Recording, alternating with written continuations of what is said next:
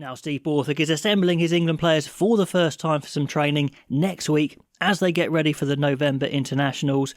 Now there's players we know that are going to be there. The captain Jamie George, Mara Itoje, Ben Earl, Ollie Lawrence, even newer players like George Furbank, they're definitely going to be there.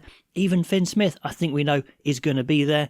So having watched every minute of the first two rounds, I want to talk about the newer players, the exciting players, and put them in two categories. The first one being the must picks, i.e. they must be picked for a training squad so Borthwick can have a good look at them, and also a second category of serious consideration, very close to making a training squad. Of course, it's all very subjective, so I'd love to know your opinion on this. These aren't massive long lists. I wanted to keep them fairly short, just the players that really caught my eye. So here we go into the must picks. In the backs, I'm going for 2 nines. I think Harry Randall and Will Porter are two players that really need to be in there. I know Harry Randall's been in and around England for a while, but I still class him as a new player, and they're both incredibly quick over the ground and incredibly quick getting that ball away. So if you want a super fast-paced attacking game, these are the guys. Obviously questions about Harry Randall's kicking, which he doesn't get to practice for Bristol that much. Will Porter would be a bit of a punt, but goodness me, he looks super sharp for Harlequins. So those 2 nines I think need to be in there. And then 2 12s, because England need to find 12s. Of course, we've got Ollie Lawrence playing 12 at the moment, but as we can see for Bath, he's a 13 and a very good 13. So the other Bath man, Will Butt, he's been around for a little bit for Bath, breaking through maybe this season with some injuries to the likes of a Jomu, to the likes of Redpath. They're coming back. Let's see if they displace him. But Will Butt looks big, he looks strong, he looks quick, he looks skillful. What's more to like? I don't know. I think England need to have a look at this guy, along with Lennox Anianwu. Again, still early days for Anianwu, but again, he looks like he can take the ball up. He's got some skills. Is he quite big enough? I don't know if he's going to be a crash ball 12 at times, but those two, let's have a look at them. I think at least one of them, take them forward. Will Butt, let's keep an eye on him. He could be the man that we're after. So excited about all 4 of those backs. Then into the forwards. Yes, I've got Curtis Langdon there, the hooker for Northampton. He's been in and around England but hasn't broken through. Got injured when maybe he'd have gone on the tour in the summer. But yeah, I think he's a big shout. He gets everywhere so quickly. He's got the physicality, I think. He's not massive, but he's physical enough. Incredibly quick, fantastic line-out throwing. I think he's ready to roll for England. Get him in the camp. Hopefully he stays fit and he gets in that final November squad, and in a 23 would be great.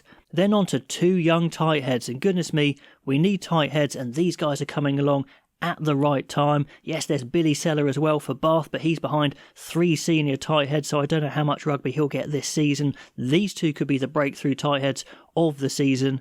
We saw Afolobi Fazabong have a good little go at Genge. We know that story there. That's exciting. He's not the finished product, but he's big, he's strong, he's very athletic, and he's ready to roll, I think. He's ready to get in an England squad, get him some experience. Would he be in my 23? Not so sure, but the tight head who I think is probably a bit more ready is Asher Apoko-Fajor. He was good last season. Was he ready? Was he not? Maybe. But he is ready this season. An absolute brick in the scrum already at his young age. Was he like 21, something like that?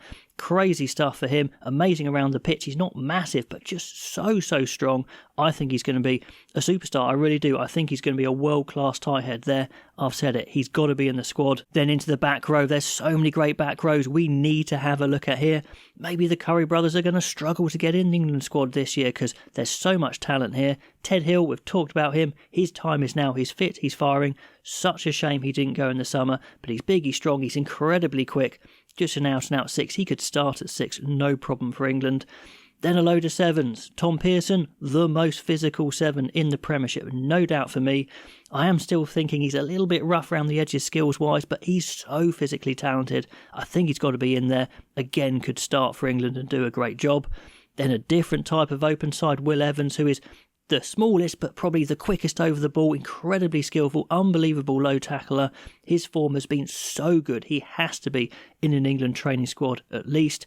And Guy Pepper, he's up and coming. He's probably a bit lower down the pile at the moment, but he seems to have all the ability, quick over the ball, quick everywhere, improving his physicality. 3 7s, all slightly different, all worth having a look at. And then finally, Tom Willis. I'd resisted picking Tom Willis because I thought Maybe he's a bit of a journeyman, possibly, but he is getting better and better. Someone was saying in the comments his stats are unreal. He makes yards after contact. He hits hard in the tackle. He is so reliable. He'd be an 8 out of 10 player for Saracens every game.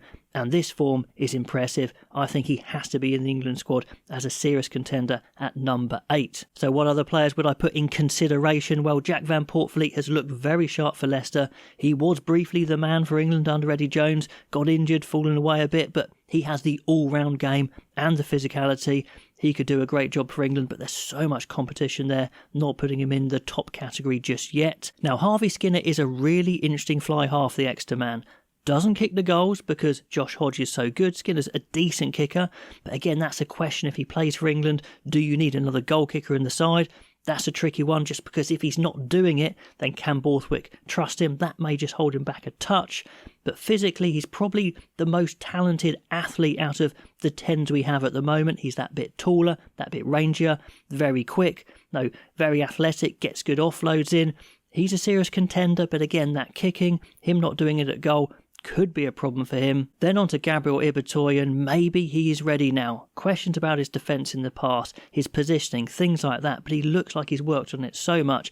And the power, the speed of this guy, if you want a finisher, this is your man. He is so dangerous. Probably the best all-round finisher in the Premiership at the moment. Maybe a little bit quicker than Emmanuel Faye-Wabusu, who would be in the squad for sure. That's an interesting debate. Oscar Beard is a good all-rounder. Is he quite big enough for 13? Is he quite quick enough for wing?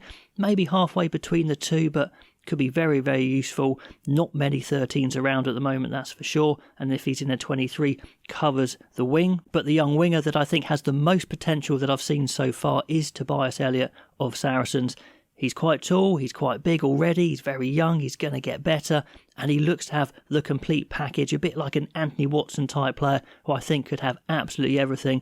Very exciting to see. I think he's been on loan, he's had a bit of an apprenticeship, he's come back to Saracens, and he looks ready to roll, so I'd love to see him in a squad at some point. Now, if you want a goal-kicking 15, the last two backs on this list are George Barton and Josh Hodge, both unbelievable goal kickers, great range as well. And then a handful of forwards who I think are very close. Manu Yogan for Northampton is now starting. That's what's good about this year. Lots of young front rowers are getting starts in these Premiership games. So important. He looks like the starting loose head for Northampton. Then Nathan Jabulu, the guy that you guys think is going to be absolutely a superstar for Harlequins. He got a start last week, looked really good. He needs more time potentially, but I think he's going to be very special. In the second row, Chunyamunga is a bit of a beast. He looks like he's bulked up a lot. Very useful, very tidy, always a solid 7 out of 10. Is he going to be international? Is he going to make that jump? I'm still not 100% sure, but worth a look at some point.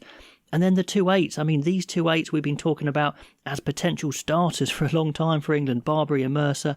At the moment, still not sure. I think Willis is ahead of Barbary potentially. Barbary hasn't quite had that big game this season. We're only 2 in.